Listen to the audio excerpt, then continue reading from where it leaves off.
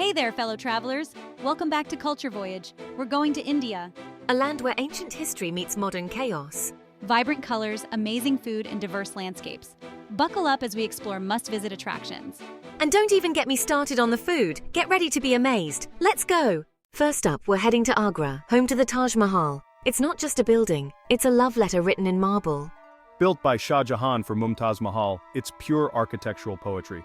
The Taj Mahal is stunning any time of day, but magical at sunrise or sunset. As the sun paints the sky, the marble glows from within. Trust me, you'll be reaching for your camera the whole time.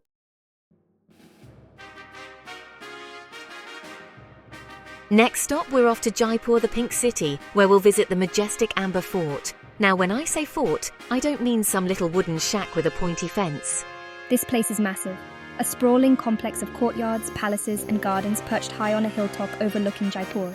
Built in the 16th century, the Amber Fort is a stunning example of Rajput architecture, with its intricate carvings, colourful murals, and breathtaking views.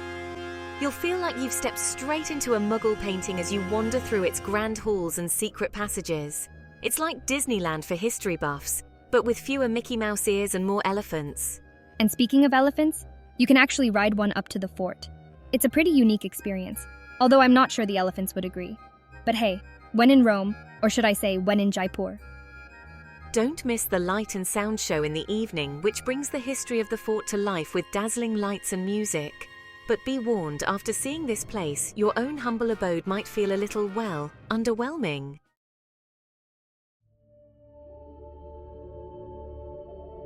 Alright folks, let's talk about the Kerala Backwaters. Imagine this. You, on a houseboat, just chilling on serene waters surrounded by lush greenery. These aren't your typical houseboats. These are luxurious, spacious, and come with their own chefs. Sipping coconut water, watching the sunset, and forgetting the real world exists. If you're ever in India, looking for peace and quiet, you know where to head. Just don't blame me when you never want to leave.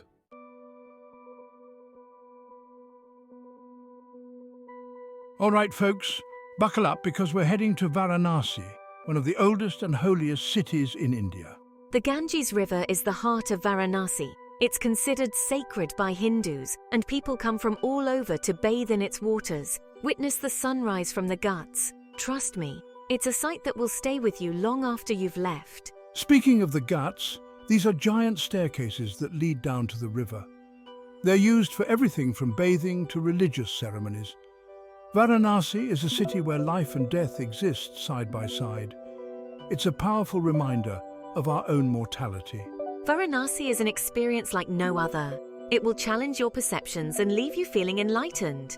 Or at the very least, you'll have some incredible stories to tell. Next stop, New Delhi, the capital of India, where we're checking out India Gate. This is a massive arch, a war memorial dedicated to the Indian soldiers who died in World War I. It's a powerful reminder of the sacrifices made for freedom. The area around India Gate is perfect for a leisurely stroll or an evening outing. There are gardens, fountains, and even food vendors selling delicious street food. So grab a samosa, find a bench, and just soak in the atmosphere. Experience India Gate like a local.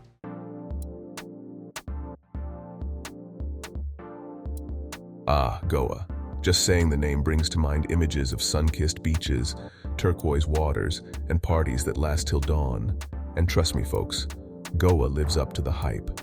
It's like India decided to take a vacation from itself and ended up creating a paradise. Now, Goa isn't just about letting loose, although it's really good at that. You've got stunning colonial architecture thanks to the Portuguese who hung out here for a while. And the food? Let's just say it's a delicious fusion of Indian spices and Portuguese flavors. So whether you're looking to dance the night away, soak up some sun with a cool drink in hand, or explore historic streets, Goa has got you covered. Just remember, what happens in Goa stays in Goa. Unless you share it on Instagram, then it's everyone's business.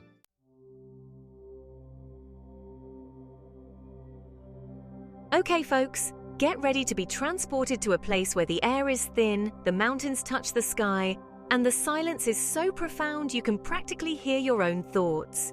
That's right, we're talking about Leh Ladakh, the land of high passes and even higher spiritual vibes.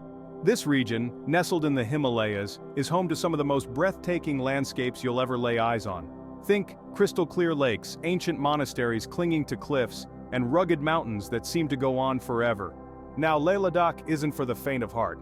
The altitude can be a challenge, but trust me, the views are worth every bit of breathlessness. And the people? They're as warm and welcoming as the butter tea they'll offer you. So if you're looking for an adventure that's as good for the soul as it is for the gram, pack your bags and head to Leh Ladakh. Just, maybe pack some oxygen too.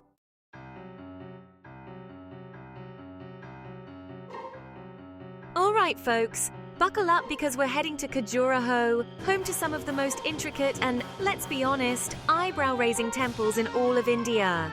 I'm talking about sculptures so detailed, they make Michelangelo look like a stick figure enthusiast. Now, these temples, built way back in the 10th century, are a UNESCO World Heritage Site, and for good reason.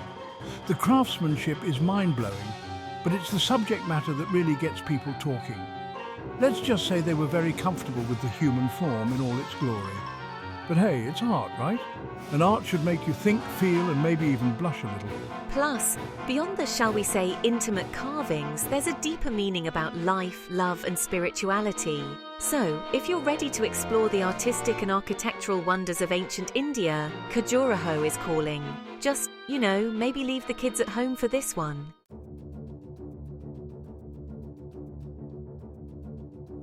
All right, folks, we're moving on from stunning architecture and ancient wonders to something a little more wild. Buckle up because we're headed to Ranthambore National Park. This ain't your local zoo, people. This is the real deal. Ranthambore is famous for its tiger population, and trust me, these aren't your grandma's tabby cats. We're talking majestic, powerful creatures that will leave you breathless. Just try not to let them see you breathing too hard, yeah? They're endangered, not polite. Now, spotting a tiger in the wild is a bit like finding a decent politician. Rare, exciting, and potentially life-changing. But even if the big cats are playing hard to get, Ranthambore's got plenty more to offer. Leopards, crocodiles, birds you've never even seen in your wildest dreams. It's basically a nature documentary come to life.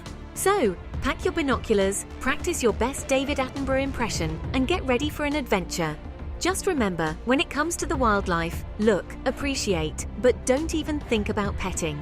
Seriously, folks, no selfies with the tigers.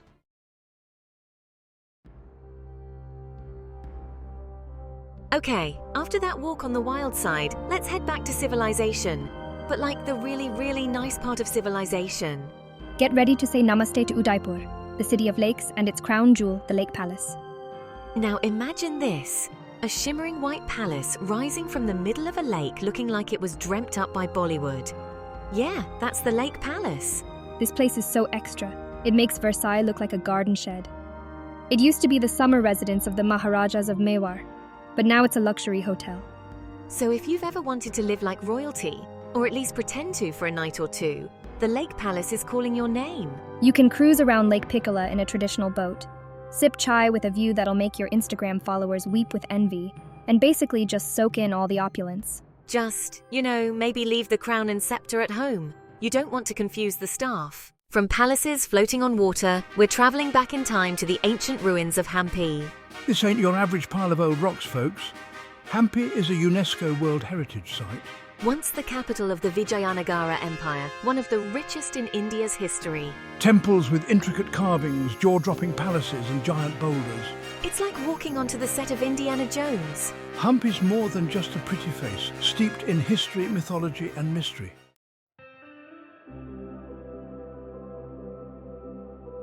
Darjeeling. The name alone conjures up images of rolling green hills, misty mornings, and of course tea. Now, I'm not talking about your average Lipton tea bag here. We're talking about the good stuff, the champagne of teas, brewed with water so pure it could make a bottled water company weep with envy. But Darjeeling isn't just about the tea, although let's be real, the tea is a pretty big deal. You can actually take a ride on the Darjeeling Himalayan Railway, a UNESCO World Heritage Site, chugging through those tea gardens. Picture this. You're sipping on a cup of the finest Darjeeling brew, the train is winding through the mountains, and you're surrounded by views that would make a postcard jealous. And the best part? You get to feel all smug and superior when you tell your friends back home about it. Oh, this old tea? Yeah, I picked it myself in Darjeeling. It's no big deal. Okay, maybe don't say that, but you'll definitely be tempted to. Trust me, Darjeeling is the kind of place that gets under your skin, or should I say into your teacup.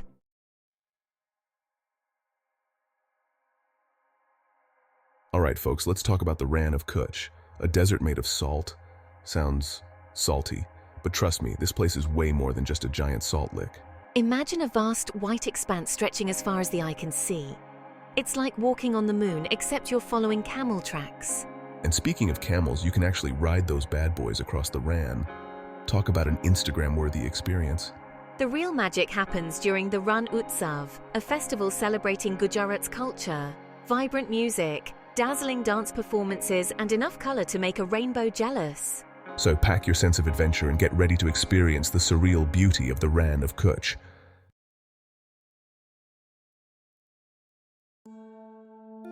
Okay, people, get ready to have your minds blown. We're talking about the Ajanta and Ellora caves, and these ain't your average caves. Ancient rock-cut temples, monasteries and halls carved directly into cliffs. Imagine this. It's the 5th century, you're a monk with a chisel and a dream. I mean, I get tired just thinking about it. These caves are basically ancient Instagram with intricate sculptures and murals. The detail? Don't even get me started. Scenes from Buddha's life, stories of kings and queens all brought to life.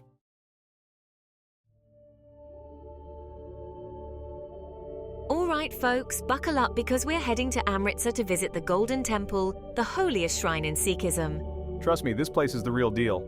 It's a symbol of equality and openness, welcoming everyone. Imagine a place where everyone's invited to share a meal. The temple sits in the middle of a sacred pool called the Amrit Sarovar. It's a place of beauty, peace, and delicious vegetarian food.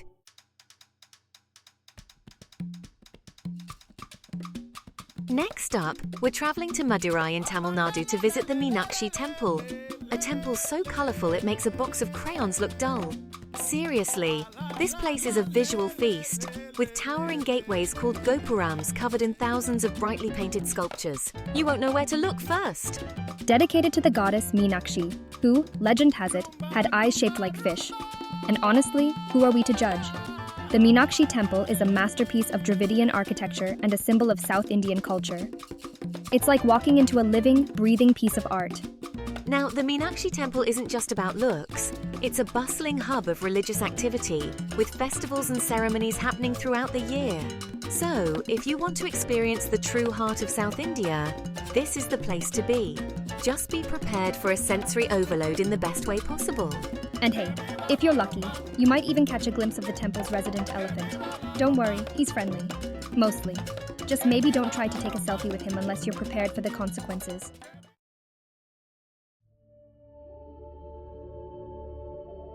All right, coffee lovers, this one's for you. We're heading to Coorg, a hill station in Karnataka known for its lush coffee plantations and stunning scenery.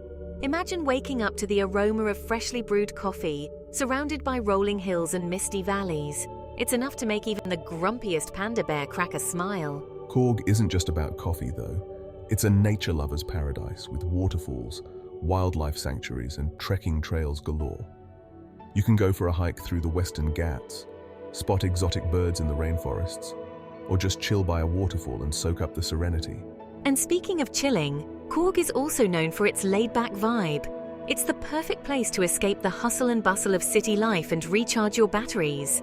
Think of it as a giant green stress ball, but instead of squeezing it, you get to explore it. So whether you're a coffee connoisseur or just looking for a scenic getaway, Coorg is calling your name. Just be sure to pack your hiking boots and your appetite for caffeine, because you're going to need both. So you're in Kolkata, formerly Calcutta, and you're thinking, what can I see that screams British Empire but with like good weather? Look no further than the Victoria Memorial. It's this massive gleaming white marble building right in the heart of the city. The British loved building stuff in other countries. This memorial is dedicated to Queen Victoria.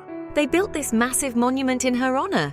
It's pretty impressive. It's huge, like they took the Taj Mahal and said, hold my tea. It's not just the building that's impressive. The gardens are huge, sprawling and perfectly manicured. The Victoria Memorial is a reminder of India's colonial past and a stunning piece of architecture.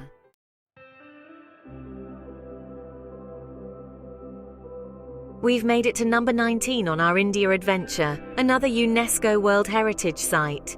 You know what that means? We're talking about a place so special, so culturally significant that the whole world decided it needs protecting. This time we're on the shores of the Bay of Bengal, checking out the Mahabalipuram shore temples. Picture this. Ancient temples carved directly out of giant boulders, right on the edge of the ocean. It's like the ancient Indian version of those sandcastle competitions. These temples have weathered storms, salty air, and everything in between for centuries, and they're still standing. That's some serious dedication to craftsmanship right there. And the best part? You can actually explore them. You can walk through the intricate carvings, touch the weathered stone, and just feel the history all around you. It's like stepping back in time, except instead of a time machine, you've got the warm Indian sun and the sound of the ocean waves. It's pretty magical, not gonna lie. So, if you ever find yourself in India and you're looking for a place that's both culturally rich and visually stunning, Mahabalipuram is calling your name. Just make sure you pack your sunscreen, because those Bay of Bengal rays are no joke.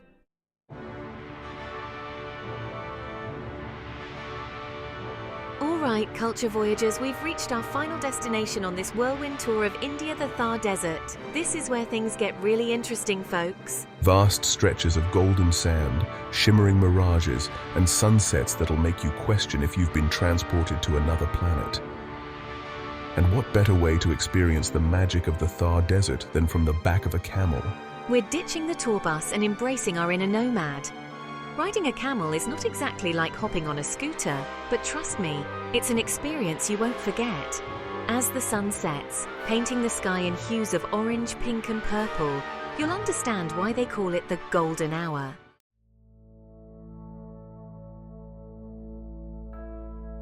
And that, my friends, brings us to the end of our incredible journey through India. We've seen some of the most breathtaking architecture in the world, from the Taj Mahal to the shore temples of Mahabalipuram.